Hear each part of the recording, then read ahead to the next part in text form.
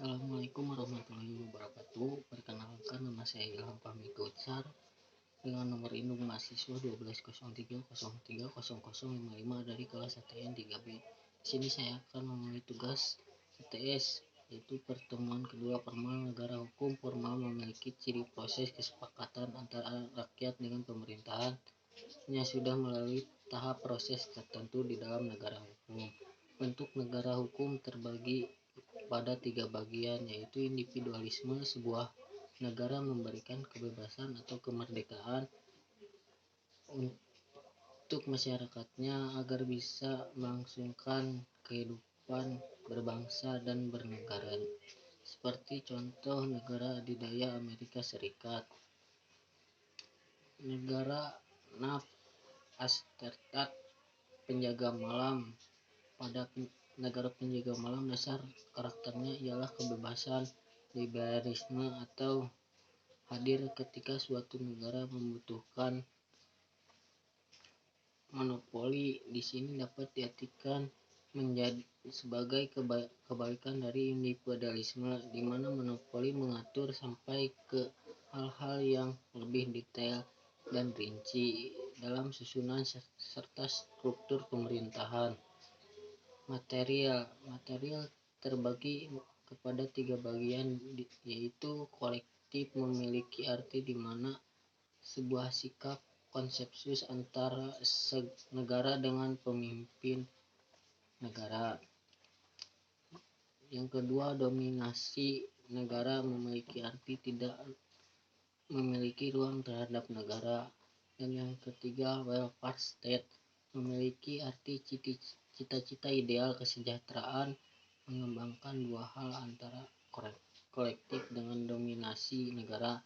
Selain itu, negara bertanggung jawab atas warga negaranya dengan mensejahterakan rakyatnya melalui pelayanan, bantuan, perlindungan, dan pencegahan masalah sosial. Asas negara kesatuan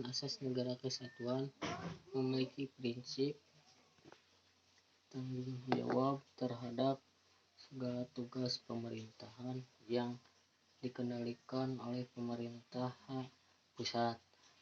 Asas negara kesatuan terbagi ke dalam tiga bagian, yaitu desentralisasi memiliki fungsi pelimpahan sebagian kewenangan negara kesatuan atau pusat.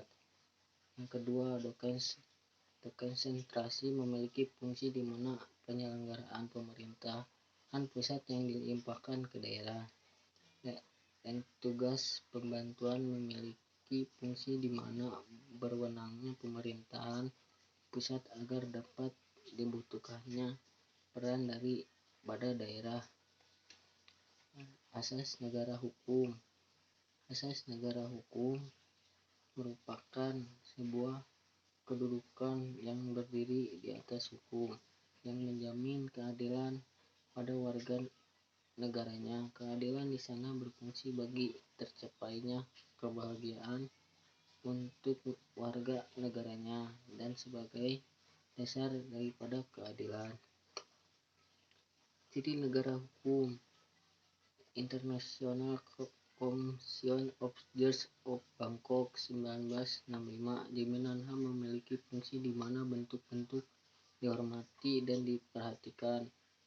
Badan kehakiman bebas atau mandiri, di mana independen, tidak ada intervensi atau ikut campur dalam kewenangan, seperti pemilu yang bebas dan demokratis. Kebebasan menyatakan pendapat. Yang ketiga, kebebasan berserikat ialah membentuk organisasi. Pendidikan, kewarganegaraan, atau nasionalisme. Asas demokrasi ialah di mana peran rakyat ikut serta dalam pemerintahan, baik secara langsung ataupun tidak. Asas demokrasi yang timbul di Indonesia adalah asas kekeluargaan. Indikator: Afan Ghaffar berpendapat bahwasanya ada 6 indikator penyelenggaraan kekuasaan berasal dari rakyat.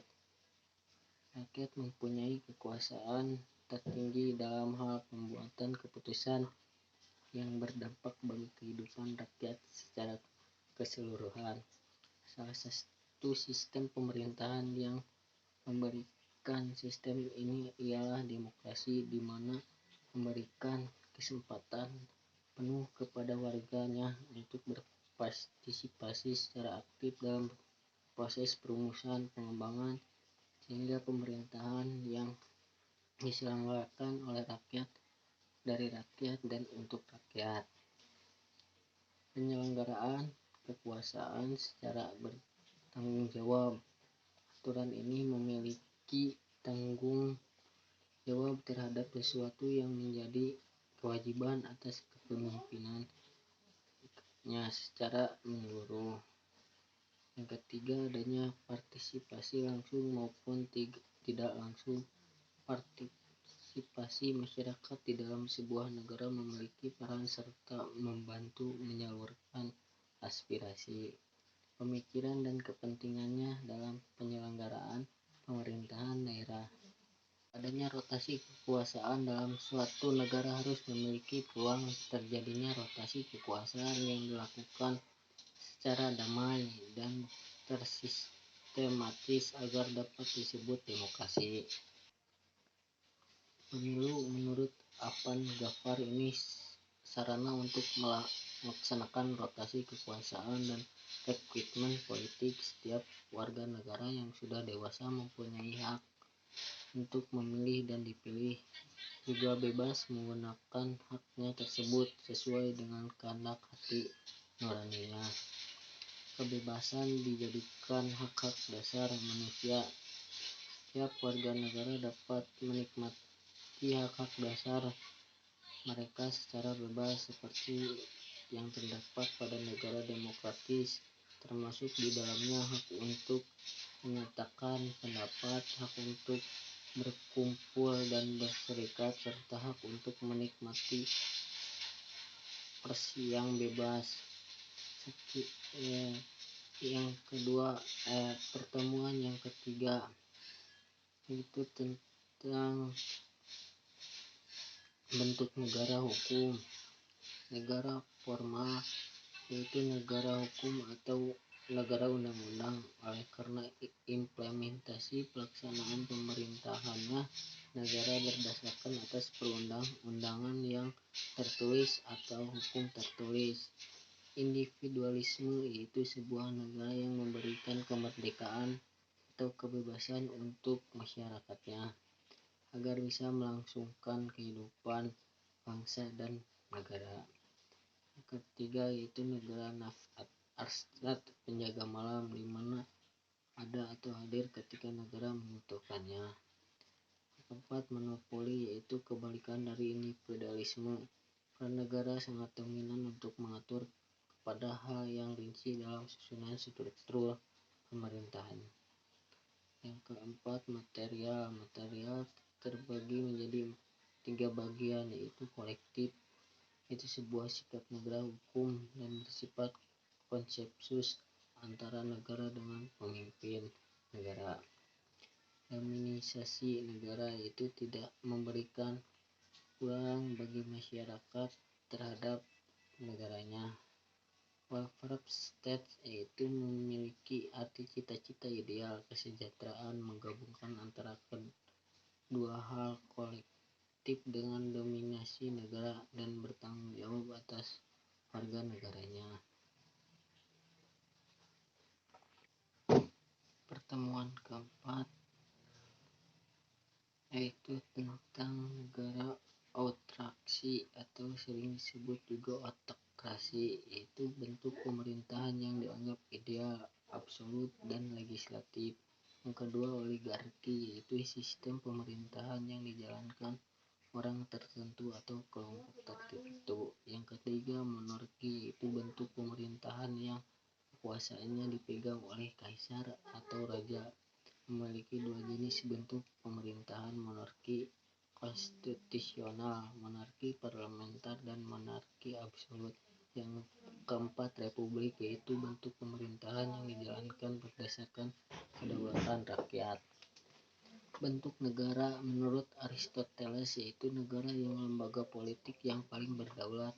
Terdapat 3 bentuk sempurna serta kemusyaratannya, yaitu 1.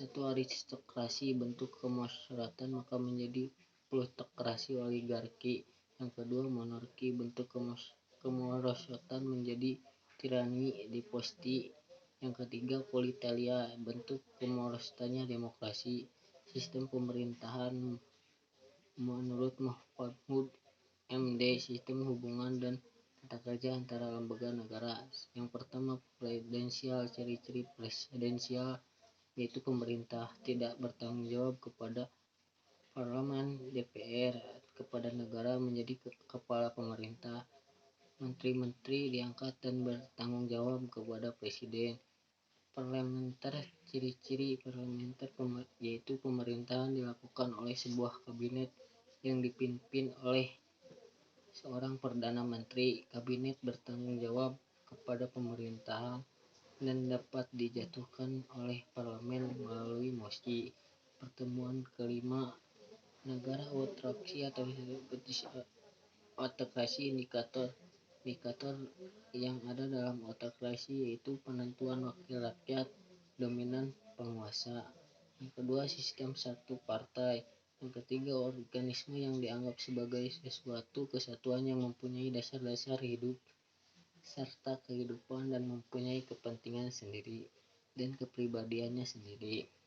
Yang ketiga, eksekutif dominan dapat menghimpun kekuasaan sebesar mungkin pada tangan negara. Demokrasi modern. Indikator dalam demokrasi modern yaitu sistem multipartai.